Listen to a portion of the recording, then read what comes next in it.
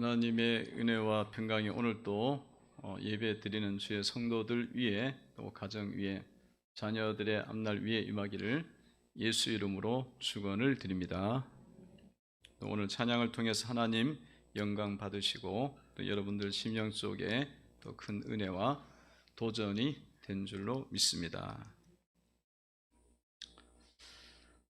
예수님께서 예루살렘을 향해서 가시던 길에 특별한 이제 만남, 특이한 만남이 있었습니다. 예수님 가시던 길에 그것은 이제 10명의 나병 환자가 예수님을 이렇게 지금 찾아왔고 지금 멀리서 바라보고 있는 그런 만남이었어요. 여러분, 나병 환자라는 것은 문둥병 또 한센시병 이렇게 이제 이야기를 하는데요. 이 나병은 굉장히 불치의 병이었어요. 지금도 굉장히 어려운 병이지만 지금은 이제 많이 이제 치유가 되는데요.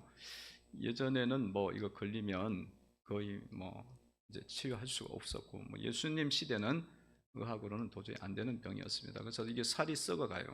살이 썩어가고 눈이 이렇게 썩어가고 그리고 또 손가락 썩어가고 이렇게 머리가 다 빠지고 그리고 눈썹이 빠지고 이게 이제 막 전체적으로 썩어가는 병입니다. 근데 참 문둥병, 이 나병이 그래도 다행인 게 뭐냐면, 다행이라 그래야 될지 모르겠지만 신경이 죽어갖고 아프지가 않아요. 아프지 않는 게 이제 좋은 점인데, 사실은 이제 아프지 않기 때문에 또 문제가 뭐가 일어나냐면, 예전에 이제 막 이렇게 병실에다가 이렇게 뭐 위생이 안 좋은 상태에 있던 그런 예전에 병실에 있으면 문둥병자들은 밤에 자다가 손가락이 잘려 나가요. 그게 이제 문둥병 걸려 잘려 나가는 게 아니라 쥐가 와갖고 이걸 깨물어서 먹습니다. 그래서 자기가 쥐가 와갖고 그렇게 손이 깨물려갖고 나가고 코가 이렇게 잘려 나가도 몰라. 신경이 죽어갖고. 그런 이제 무서운 병인데, 이런 육신적 병에다가 거기다가 이제 바로 이제 딱 나병이 걸리면은 어떻게 되냐면 격리가 됩니다. 가족으로부터 격리되고 마을로부터 격리되고 하나님의 성전에 들어갈 수 없고, 이게 완전 격리가 돼버려요. 완전 격리가 돼서 지내게 되는 건데, 얼마나 사실은 굉장히 힘들겠습니까? 날마다 자기의 어떤 이 육신적인 고통도 대단히 슬프고 아픈 건데 이 가족들하고도 다 격리가 돼버리니까 얼마나 그들의 삶이 고통스럽고 힘들겠어요. 참 그런 이루 말할 수 없는 고통을 겪는 사람들이 이 나병 환자인데, 그렇게 쉽게 근데 치유는 또 안 돼요. 오늘날 또 이제 뭐 코로나가 있어갖고 이렇게 이제 격리가 되고 그러면 조금 있어도 사실은 굉장히 힘들어합니다. 그런데 이 나병 환자는 이 격리는 그냥 언제까지 격리냐면 병이 나을 때까지, 병이 나을 때가 되면 다시 이제 돌려보내 주는 거예요. 자, 이런 10명의 나병 환자가 지금 오늘 예수님을 지금 만나고 있어요. 이런 고통과 아픔을 겪고 있는 사람들이죠. 그래서 멀리서 이제 가까이 오지도 못해요. 이 사람들은 마을에서 벗어나야 되고 멀리 있어야 돼. 가까이 올 수가 없어. 가까이 오면은 못 오게 해야 돼, 사람들을. 그건 말씀이 그렇게 나와 있어요. 가까이 오면은 부정하다 막 자기를 부정하다 그러면서 입술을 가려갖고, 입술로도 이걸 함부로 이야기하면 안 돼. 입 가리고 이야기하는 거예요. 부정하다 그러면서 가까이 오지 못하게 하는데, 이런 사람들이 멀리서 이제 예수님을 지금 보고서는 지금 무엇인가 구하고 있습니다. 어떻게 무엇을 구하느냐 하면 13절에 보면 이렇게 나와 있죠. 13절을 한번 읽어봅니다. 시작. 소리를 높여 이르되 예수 선생님이여 우리를 불쌍히 여기소서 하거늘. 이렇게 소리를 높여서 불쌍히 여겨달라고 주님 앞에 간절하게 지금 구하고 있죠. 구하고 있습니다. 그게 예수님께서 딱 이제 보게 되신 거예요. 이 10명의 나병 환자를 이제 보셨고 14절에 보면 이제 보셨다고 말씀하고 있어요. 이 보셨으니까 주님이 이제 긍휼히 여길 건 뻔하잖아요. 그러니까 이제 치유는 사실 일어납니다. 이들이 예수님을 만나갖고 이렇게 간절하게 구했음을 우리가 이제 보게 되죠. 간절하게 구했다. 이들의 모습 속에 10명이 이제 구하는 모습 속에 보면 소리를 높여갖고 예수 선생님이여 나를 불쌍히 여기소서 하거늘, 소리를 막 안 나오는데 소리를 높여서 불렀다는 거예요. 소리를 높여서. 그러니까 멀리 떨어져 있고, 그리고 이제 이 소리는 쳐야 되겠는데 소리는 왜 쳐야겠는데 소리가 안 나와, 목소리가. 왜냐하면 이 문둥병은 신경이 죽어가는 병이에요. 그래갖고 전체적으로 다 이렇게 기능이 저하돼. 기능이 형편없이 저하돼요. 그래서 목소리가 잘 안 나옵니다. 목소리가 웅얼웅얼 하는 거예요, 사실. 그러니까 목이 기능이 죽었으니까 정상적 목소리가 안 나오는 거예요. 그래 큰 소리로 낼 수가 없는 거야. 그러니까 자기들이 나오는 소리를 최대한은 막 해보는 거예요. 지금 지금 예수님 한번 평생 만나기 힘든데 이 기회가 오겠어요? 또 뭐 사람들이 막 싸고 막 가니까 그러니까 막 소리를 내는 거예요. 여러분 영화 같은 데 보면 좀비들 보면은 막 좀비들이 소리를 막 웅성웅성 하잖아요. 소리가 정확하게 안 나잖아요. 그것도 약간 비슷해요. 근데 정상적인 딱 나아지면 어떻게 되냐면 소리가 큰 소리가 나와요. 그러니까 이 사람이 이런 표현들이 나온 거는 그냥 그대로 이야기하는 거예요. 15절에 보면은 이 사람이 나왔을 때는 어떻게 이야기하느냐면 그 중에 한 사람이 자기가 낳은 것을 보고 큰 소리로 하나님께 영광을 돌리며 돌아와. 이게 치유가 됐을 때는 막 큰 소리를 막 지르면서 하나님께 영광 돌리면서 왔다는 거예요. 그러니까 지금 이 분들이 자기의 문제를 두고 정말 간절하게 구했다는 것입니다. 필사적으로 쫓았다는 거죠. 주님을 따랐다는 겁니다. 성도 여러분들도요, 이렇게 하나님께 나가고 예수님께 나갈 때에 이런 간절함을 가지고 나가셔야 된다는 거예요. 간절함, 필사적으로 구해야 된다. 간절함을 갖고. 여러분들 삶에 여러분들의 힘으로 해결되지 않는 부분들이 있을 거 아니에요. 뭐 질병으로 고생하는 분들도 있을 거고, 또 물질이 막힌 부분들도 있을 것이고, 자녀의 앞길들이 열리지 않는 부분들도 있을 것이고, 또 여러분들은 또 영적으로 또 무감각한 자들이 있을 거예요. 그렇게 해서 하나님에 함께 나가지 못하고 있는 그런 사람들이 있지 않겠습니까? 문제들이 있지 않겠습니까? 여러분들 이런 문제들 앞에서 여러분들은 어떻게 지금 반응하고 있습니까? 어떻게 예수님을 만나고 있느냐 이거예요. 이 예수님 앞에 이 나병 환자들이 정말 안 나오는 목소리 가지고 막 필사적으로 구하니까 주님이 보신단 말이야. 주님이 보시고 그 10명의 환자들을 주님이 건져주시고 치유해 주시는 기적을 열어주신 거예요. 그러니까 여러분들이 삶 속에 이런 문제들이 있을 때에 간절하게 나가셔야 돼요. 여러분 어떻습니까? 간절하게 나가고 있습니까? 주님 나를 불쌍히 여겨 주옵소서. 그러니까 오늘 기도해서 안 되면 또 내일 기도하고, 내일 기도해서 안 되면 또 기도하고, 매일 기도하고, 정말 하나님 앞에 나왔을 때는 또 부르짖어 기도하고, 그런 모습들이 있어야 된다는 거예요. 그 간절함이 있을 때에 주님을 만나게 되고 주님 앞에 은혜를 잊게 된다는 것입니다. 성도 여러분들 마음속에 예수님을 만나러 왔는데 어떻게 만나러 왔습니까? 정말 주님 앞에 나올 때에 이 나병 환자들이 가지고 있던 그 마음으로 여러분들이 나와야 된다. 찾아야 된다는 거예요. 여러분 속에 이런 간절함이 잘 안 만들어지고 잘 나오지 않는다. 그러면 주님 앞에 여러분들이 기도를 하셔야 돼요. 기도하셔갖고 하나님 나에게 간절함을 주시기를 원합니다. 간절함. 예수님을 만났는데도, 예수님이 있는데도, 예수님이 문제를 다 풀어줄 수도 있는데도 불구하고 그냥 멀뚱하게 이 10명의 나병 환자가 있었다 보면 이들이 고침을 받았겠어요? 그냥 지나가셨지. 그냥 지나가셨지. 주님이 불러서 고칠 수도 있어요. 그러나 지나갔을 가능성이 높아.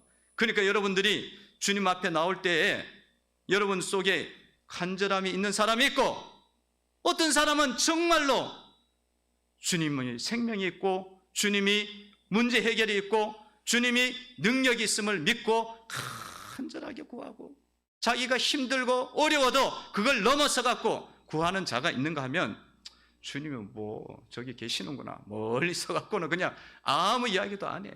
저 사람들은 어떻게 저렇게 열심히 구하지? 그러면 해결점은 없어요. 여러분 속에 그래서 이런 하나님을 향해서 목마른 사슴이 신음을 찾기에 갈급한 같이 주님을 찾는 그 은혜를 주님 부어 주시기를 원합니다. 구하셔야 돼요. 구하셔야 돼. 아니, 저 사람은 왜 저렇게 열정적으로 구하지? 뜨겁게 막 부르짖고 막 은혜를 구하지. 그래서 응답을 받지. 그러잖아요. 근데 그 사람이 처음부터 그런 게 아니에요. 그분들도 하나님 앞에 자기 자신을 간절하게 하나님 앞에 그걸 달라고 구했어. 그랬더니 하나님이 그에게 성령을 부어주셔갖고 뜨겁게 간절하게 만들어 주신 거예요. 그 은혜가 임한 거야. 뜨겁게 부르짖어갖고 의에 줄이고 목마른 자는 복이 있나니 저가 배부를 것이며, 간절하게 막 줄이고 목마름을 구하니까 하나님이 그에게 은혜를 주신다 그랬잖아요. 그래서 여러분, 그런 마음들을 주님 주시기를 원합니다. 간절하게 뜨겁게 나갈 수 있는 심령이 되셔야 될 줄로 믿습니다. 주님이 이렇게 지나가는데도, 주님의 은혜를 주시려고 하는데도 우리가 뭐 주시려면 주시든지 마시려면 마시든지, 10명의 나병 환자가 그랬다 그래봐요. 뭐 주실 수는 있겠나 뭐 이런 생각 들어갖고 그냥 갔다면 그거 받았겠어요? 못 받지. 여러분 속에 이 뜨거움이 안 일어나고 이 열정이 안 일어나는 것은 예사롭게 일반적으로 보시면 안 돼요. 우리는 주님은 귀하신 분입니다. 주님은 영광을 받으셔야 될 분입니다. 엎드려 영광을 돌려야 될 분이에요. 그분 이름 앞에 우리는 굴복해야 될 사람이고, 그분의 은혜가 없으면 살아갈 수 없는 존재란 말이에요. 근데 그분이 왔는데도, 그분 앞에 나왔는데도 뭐 그냥 소닭 쳐다보듯이 쳐다보고 있으면 그거는 뭐냐 하면 우리가 지금 마귀에게 쏟고 있는 거예요. 어둠의 영이 우리의 눈을 가리고 있고, 어둠의 영이 우리의 마음을 지금 막고 있고, 냉랭하게 만들어 갖고 은혜를 받으면 안 되지. 저 사람들이, 저 성도들이 은혜를 받으면 안 되지. 막고 있는 거기 때문에 반드시 여러분들이 그 마음들을 이기셔야 된다는 거예요. 이기셔야 돼. 성령으로, 능력으로 뜨거워지게 하여 주시옵소서. 간절하게 구하시면서, 부르짖어 구하면서 나가셔야 됩니다. 그러면 떠나가요. 여러분, 그런 냉랭한 마음이 있는데, 여러분 은혜는 받기는커녕 마귀에게 지금 계속 우리가 쏟고 있는데, 그런 삶을 우리가 살아가면 어찌 은혜를 받고 축복을 받고 살아갈 수가 있겠어요? 뭐 예배의 자리에 가도 뭐 은혜가 있나? 뭐 기도의 자리에 가도 무슨 은혜가 있나? 그 뭐 하나도 못 받고 그냥 맨날 마귀에게 그냥 쏘가갖고 그냥 이리 치고 저리 치고 사는 거예요. 그러니까 그 상황을, 그 상태를 정상적으로 보시면 안 된다는 거예요. 우리 눈을 열어갖고 주님의 귀하심을 볼 수 있는 눈이 열려져야 될 줄로 믿습니다. 주님의 귀하심과 주님의 은혜를 우리는 깨달아야 된다는 거예요. 자꾸 눈을 가리는 거야. 주님, 저 사람은 저렇게 열정적으로 일을 하고 열정적으로 드려지는데 왜 저는 안 됩니까? 그 사람이 원래부터 그런 게 아니에요. 주님 앞에 주님의 은혜를 알게 해달라고, 주님께 간절하게 간절한 그 음을 달라고 구하면서 그런 변화가 일어난 겁니다. 할렐루야. 그 은혜가 있기를 주의 이름으로 축원을 드립니다. 영적 싸움입니다. 영적 싸움이에요. 이 사람들은 구해갖고 딱 치유가 됐잖아요. 정말 큰 문제라고 이야기했잖아요. 이 나병 환자의 문제는. 예수님께서 이들 보고는 말씀을 하시죠. 제사장에게 가라. 14절에 보시고 이르시되 14절 읽어봅니다. 시작. 보시고 이르시되 가서 제사장들에게 너희 몸을 보이라 하셨더니 그들이 가다가 깨끗함을 받은지라. 아멘. 제사장들에게 가라. 제사장들에게 가라. 여러분, 왜 예수님께서 제사장에게 가라고 그러셨습니까? 이 하나님 말씀에 따르면 문둥병이 이렇게 나병이 딱 걸리면은 그 나병을 진단하는 사람이 누구냐면 직분자가 누구냐면 제사장이에요. 레위기 13장에 근거하면 나병이 생겼어, 피부병이 생겼어. 이 병이 문둥병이냐, 나병이냐, 악성이냐 이거를 판단하는 법을 주님께서 말씀으로 레위기에 다 주셨어. 그리고 제사장 그 말씀을 근거해 갖고 그 사람이 왔을 때 이게 나병이다. 그러면 격리, 바로 격리시켜요. 그리고 나병이 아니면 한 일주일 동안 한번 지켜보자. 그래, 일주일 격리. 그래갖고 이거 똑같아. 지금 이 백신 지금 맞아 이 코로나 걸렸을 때 성경이 나온 거 그대로예요. 찾아가 보시면 그대로예요. 일주일 격리, 일주일 격리해서 안 났어? 그러면 일주일 또 격리야. 그대로 다 따라하는 거예요, 사실은.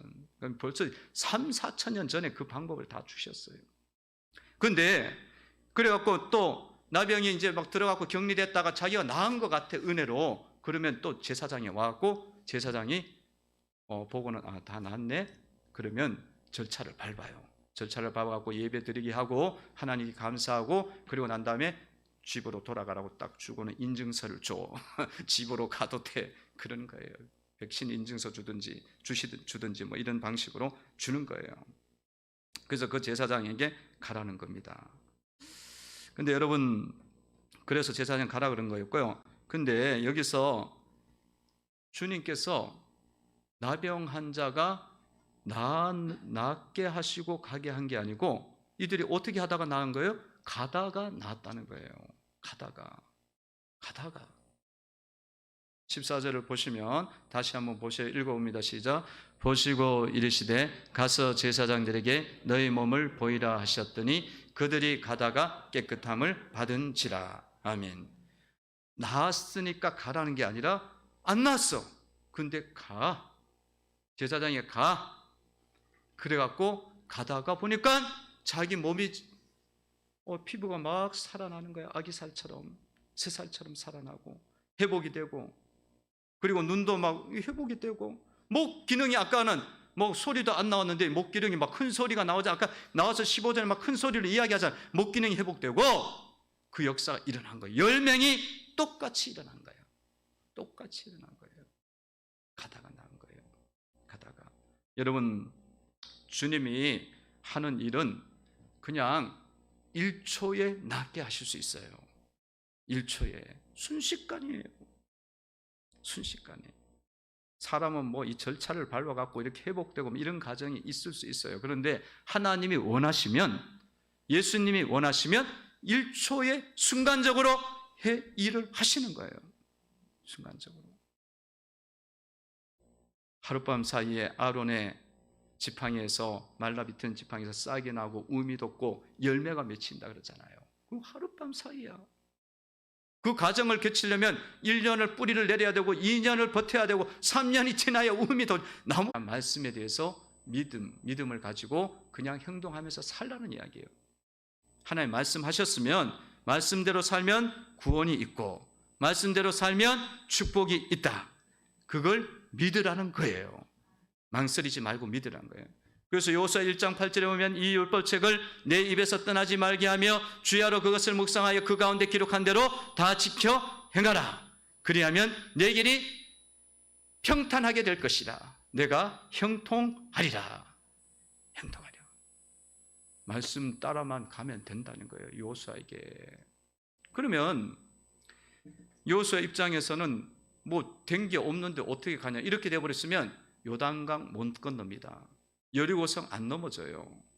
뭐 요단강이 펄펄 물이 펄펄 넘칠 흐르고 있는데 너는 가면 된다고 이야기하는데 변한 건 하나도 없는 거야. 근데 여호수아가 이 말씀을 믿은 거죠. 믿은 건 그냥 발을 집어넣는 거야. 집어넣더니만 제사장이 집어넣자 위에서부터 물을 딱 막아갖고 더 이상 못 내리게 해서 그 땅을 마른 땅처럼 건너게 하시고, 여리고성을 넘어뜨릴 때도 그냥 돌아라. 아니 그게 뭐 돌라고 하면 뭐가 일어나겠나? 뭐 생각이 들겠죠. 망설임이 있잖아요. 그런데 여호수아는 안 그랬어요. 그냥 돌라고 하면 그냥 시키는 대로 했다는 거예요. 그 성도 여러분들이 주님이 말씀하셨잖아요. 그 말씀대로 살아가면 주님이 내 삶에 은혜를 주시고 형통하게 하신다고 믿고 그대로 따라 행하라는 거예요. 주님 말씀하셨으면 그냥 가면 되는 거예요. 제사장이 가면 치유가 일어나는 거예요. 여러분, 주님 말씀을 보시고 그 말씀 붙잡고 믿어지지 않고 망설여질지라도 그냥 요단강 건너듯이 한 걸음 한 걸음 순종해 가면서 나가시기를 바랍니다. 설교를 듣고 여러분들 마음속에 감동이 있어 그게 될까 말까 망설이는 거야. 망설이면 이 사람들이 망설여 갖고 다 안 갔다 그래 봐요. 10명이니까 환자들이 그러면 치유 못 받는 거예요. 못 받는 거예요. 평생 그렇게 살아야 돼. 망설이고. 여러분들이 그런 이야기 감동이 왔을 때는 그냥 하나님이 가라고 한 거고 하나님 순종하라고 옮기시면 되는 거예요. 지체하지 말고 망설이지 마시기를 바랍니다. 두려워하지 말라. 지금 여호수아에게도 계속 두려워하지 말라고 계속 이야기하는 거예요. 그때 여호수아 1장에도 보면 그 문제가 보통 문제가 아니거든. 보이는 건 아무것도 없으니까. 여러분들이 영적인 상담을 받고 그러면 그 상담에서 분명히 나오면 답이 나오면 그냥 따라 하시면 돼요. 따라 하시면 역사가 일어나요. 일어나. 말씀이니까. 여러분들이 그 의사들 이야기들 많이 듣잖아요. 의사들 이야기들하고 의사가 이런 약에는 이런 병에는 이런 약 쓰고 이런 또 음식은 이렇게 가려야 되고 그래 그 이야기 들으면 여러분들 잘 듣잖아. 그게 또 많이 과학적으로 실험적으로 되어 왔기 때문에 맞아 들어가니까 그 신경 엄청 쓰잖아요. 근데 여러분들 아셔야 될 게 뭐냐면 의사도 여러분들 병 다 걸리고 의상도 죽을 때 되면 다 죽고 의사의 지식도 인간의 지식이야. 한계가 있어. 그럼에도 불구하고 여러분들이 그 말을 듣는 거는 조금 우리보다 지식이 많기 때문에 그쪽 분야에 그러면은 그런 사람들의 이야기조차도 우리가 그렇게 귀를 기울이면 천지를 창조하신 하나님, 순간적으로 치유하신 하나님, 그분 하나님 말씀에 대해서는 우리가 더 들어야지. 더 확신을 가지고 하나님 말씀이라 그러면 우리는 그 앞에서 사실은 두렵고 떨림으로 하나님 앞에 그 말씀을 받아야 된다는 거예요. 근데 사람들은 그런 죽고 썩고 없어지는 사람들의 말은 자꾸 듣으면서 하나님 말씀은 아주 쉽게 생각을 해. 이 기록된 말씀을 너무 쉽게 생각을 해요. 쉽게 생각합니다. 이 말씀은 여러분 인생이 걸린 거예요. 이 말씀대로 하면 여러분 인생은 복을 받는 거고 여러분의 영원한 삶도 해결이 되는 거예요. 그러니까 말씀을 들을 때 그렇게 들으면 안 된다는 거예요. 참, 이들이 망설였으면 이렇게 됐겠습니까? 이런 기적을 경험하고 치유가 딱 일어나 가다가 10명이 치유됐는데 돌아온 사람은 몇 명이 돌아왔다? 10명? 1명이 돌아왔습니다. 9명이 돌아왔다고요? 10명 중에 9명이 아니고 1명이 돌아왔어요. 15절 16절입니다. 읽어봅니다. 시작. 그 중에 한 사람이 자기가 낳은 것을 보고 큰 소리로 하나님께 영광을 돌리며 돌아와 예수의 발 앞에 엎드려 감사하니 그는 사마리아 사람이라. 아멘. 10명이 다 치유가 됐는데 돌아온 사람은 1명이에요. 이 보통 질병이 치유된 게 아니잖아요. 그 10명은 9명은 다 어디로 간 거예요? 그냥 자기 질병이 치유가 됐어. 그래갖고 막 너무 좋은 거야. 그래갖고 제사장에 가고 빨리 인증서 받아갖고 그리고는 자기 집으로 돌아갔다는 이야기예요. 그 이후에도 안 돌아왔다는 이야기죠. 근데 이 사람은 한 사람은 어떻게 했습니까? 돌아와서 하나님 예수님께 엎드려서 감사를 드리고 있습니다. 여러분 9명은 왜 이렇게 안 돌아왔을까요? 여러분 이것을 보면은 사람들의 상태가 나오는 거예요. 사람들의 수준이 나와요. 사람들은 이렇게 하나님께 감사할 줄을 몰라. 이 기적이 일어났는데도 그 예수님께 와서 감사할 줄 모르는 거예요. 한 명만 돌아온 거죠. 한 명만 돌아온. 그만큼 우리가 영적으로 무딘 9명과 같은 사람이라는 거예요. 하나님께 감사하지 못하고 하나님께 영광을 돌리지 못하고 살아가는 죄에 갇혀 있는 사람들이라는 거예요. 하나님께서 우리에게 비도 주시고 햇빛도 주시고 맑은 공기도 주시고 우리의 살아갈 힘도 주시고 그런 마음들도 주시고 성령의 은혜도 부어주시고 날마다 이렇게 은총을 부어주시지만 여러분 그것에 대해서 얼마나 감사하고 하나님께 영광을 돌립니까? 여러분 햇빛이 이렇게 쫙 비춰지는 게 전기세로 따지면 여러분 전기세 엄청 내야 돼요. 전기세 매달 내잖아요. 전기세 내는 햇빛 전기세 내라 그러면 감당을 못해. 그리고 비가 오는데 이 빗물 물세 내라 그러면 수도세 아무것도 아니야. 수도세 아무것도 아니에요. 언젠가 신문을 보니까 그런 이야기가 적혀서 날씨가 너무 더운 거야. 여름에 막 더운데 뭐 에어컨을 뭐 사방에서 다 틀고 막 그러니까 전기가 막 이게 뭐 블랙아웃이라고 하냐 그게 되게 생긴 거야. 근데 그 온도를 낮추질 못해. 근데 한번 소나기가 딱 몇 시간 쫙 내리니까 온도가 그냥 35도였다 그러면 쫙 26도까지 쫙 떨어지는 거예요. 그러니까 여러분 그 더운 날씨를 딱 한 번에 식히시잖아요. 그걸 전기세로 따지면 어떤 에어컨을 갖다 놔야겠어요? 어떤 에어컨을 갖다 놔 그게 되겠어? 되지도 않을 뿐들 아니라 에어컨 비용이 얼마나 들어가겠어요?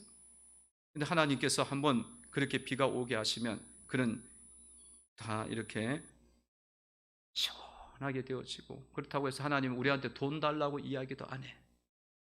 돈 달라고 이야기도 안 해. 그런데도 감사할 줄은 몰라. 뭐 당연한 거지 뭐. 이게 9명이란 말이에요. 이게 우리의 모습이라는 거예요.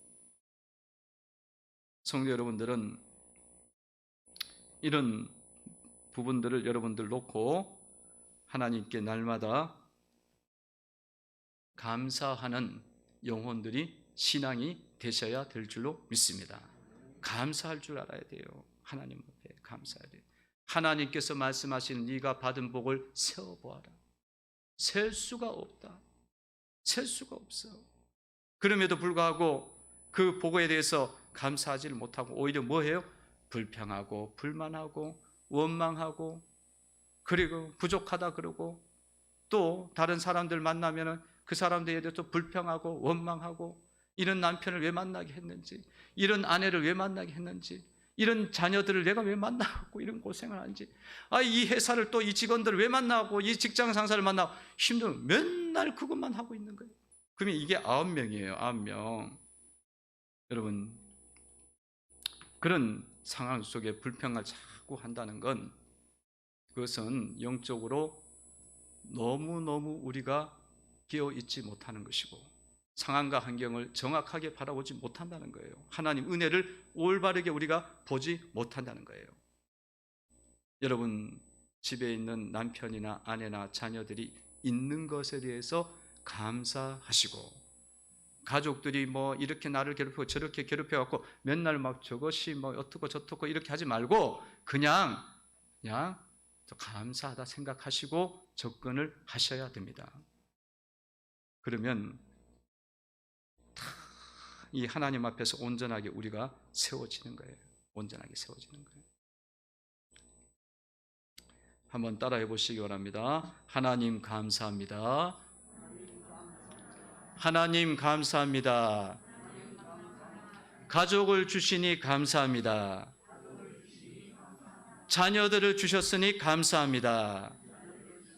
부모님을 주셨으니 감사합니다. 그러니까 날마다 감사하면 다 감사할 거 아니에요. 직장 상사 만나면 또 부하 직원을 만나면 속이 상하는 거야. 내 뜻대로 안 되니까. 그러지 말고 그냥 감사하세요. 감사하세요. 영적으로 보면 다 하나님이 주신 은혜야. 감사하시는 게 하나님의 뜻입니다. 범사에 감사하라. 이는 너희를 향하신 하나님의 뜻이니라. 그러니까 범사라는 거 다 하거든. 애들이 막 말을 안 듣고 맨날 막 집에서 막 갤러그가 아니라 게임만 밤새도록 막 정신없이 해. 그 밤에 막 늦게까지 해. 그러면 막 속이 저 좋은 시간을, 저 멋진 인생을 저기에 소모하냐고, 회비하냐고. 막 그렇게 이제 막 생각하잖아요. 그러지 말고 그냥 감사하세요. 감사하세요. 그냥 저렇게 살아있는 것만 해도 감사하다. 얼마나 인생이 고달프고 괴롭히면 게임을 통해 갖고 인생을 풀려고 하냐. 안 그러면 나가서 또 술 마시고 또 나자빠졌다가 또 한강에 있는 그런 일도 벌어질 수도 있고. 그러니까 그냥 감사하면 하나님의 뜻인 줄로 믿습니다. 하나님 뜻이에요. 그렇게 딱 하다 보면 내 상황에서 이렇게 감사하면 아이들이 열려요. 하나님을 보기 시작합니다. 남편도 아내도 자식들도 열리게 돼요. 그래서 날마다 감사하는 영혼들이 되셔야 깨어있는 그리스도인입니다. 여러분들이 불평하고 불만하면은 인생 괴로워져요. 고달파져. 출애굽 1세대가 여러분들 알잖아. 그 사람들 특기가 뭐냐면 애굽에서 나왔는데 애굽 종살에서 건져줬지만 나오면은 맨날 물 없으면 물 없다. 짜증부터 먼저 내는 거야. 물을 달라고 이야기하든지 물 없다고 짜증내. 그러면 또 조금 지나면 하늘에서 만나 내려주니까 고기가 먹고 싶은데 고기 왜 안 주냐고 또 짜증내. 불평하고 원망해. 이게 그들의 상황이. 그러니까 주님이 뭐라고 이야기해요? 너희들 너무 불평이 너무 많기 때문에 가나안 땅에 못 들어가. 그리고 가나안 땅에 못 들어가고 그 1세대가 전부 다 강야에서 죽은 거예요. 전부 다. 심심하면 툭 하면 원망하는 거야. 모세가 어떻고, 그리고 또 원망하고, 또 저기 있는 누구는 또 어느 집안 누구는 또 뭐 어떻다고 원망하고. 그러지 말라고. 그게 1세대, 출애굽 1세대예요. 이 출애굽 1세대가 그 다 망한 거는 주님이 뭘 보여주는 거예요? 성경을 통해 갖고 불평하지 말고 원망하지 말고 그거는 마귀 짓이야. 사탄의 짓이니까 하지 말고 하나님 뜻을 따라라. 범사에 감사하라. 하나님의 뜻이다. 그걸 교훈으로 보여주시는 거예요. 성도 여러분들도 성도들 만나면 성도 여러분들 늘 서로 감사하시기 바랍니다. 뭐 마음에 안 드는 성도들도 있어요. 그건 자기 마음에 안 드는 거지 하나님 마음에는 100% 들어. 그러니까 내 마음에 안 든다고 하나님 마음에 들어 하는데 뭘 어떻게 하라는 거야. 그냥 성도님 감사합니다. 성도님을 보내주셔서 감사합니다. 저렇게 나한테 맨날 시비 걸어갖고 내가 깨어있게 해주셔니 감사합니다. 뭐 시비 걸진 않겠지만 예를 들면 그렇다는 거야. 그렇다는 거예요. 날마다 여러분 감사할 것들을 붙잡으시고 적으세요. 몇 가지를 적으라고요? 그냥 한 100가지 정도 적어보세요. 하루에 100가지 정도 감사하세요. 쉽지 않을 겁니다. 쉽지 않을 거예요. 군대 갔던 첫째 아들이 군대에서 이 사람이 상관들이 뭘 쓰라 그냥 감사할 걸 50가지를 쓰래. 그러니까 쓰려고 하니까 쓸 게 없는 거야. 그러니까 다 뭐 이렇게 저렇게 쓰다가 그랬다 그러더라고요. 하여튼 뭐 그분들도 조금 영적으로 있는가 봐요. 이 하나님의 뜻은 감사하는 거기 때문에 그걸 만들어내야 돼요. 그쪽으로 가셔야 되는데 하나님께서 예수님께서 오늘 그 감사하는 한 명을 받아주시고 예수님께 나오는 그들을 받아주시고 이렇게 말씀하죠. 19절에 이렇게 말씀하십니다. 읽어봅니다. 시작. 그에게 이르시되 일어나 가라 내 믿음이 너를 구원하였느니라 하시더라. 아멘. 아멘. 이 한 명은 찾아왔고 예수님 앞에 엎드리니까 예수님께서 그에게 네 믿음이 너를 구원했다. 그렇게 말씀을 해주셨어요. 여러분 하나님으로부터 우리가 은혜를 받았잖아요. 그럼 은혜를 받았으면 또 어떻게 해야 되냐면 감사로 하나님께 또 나가셔야 된다는 거예요.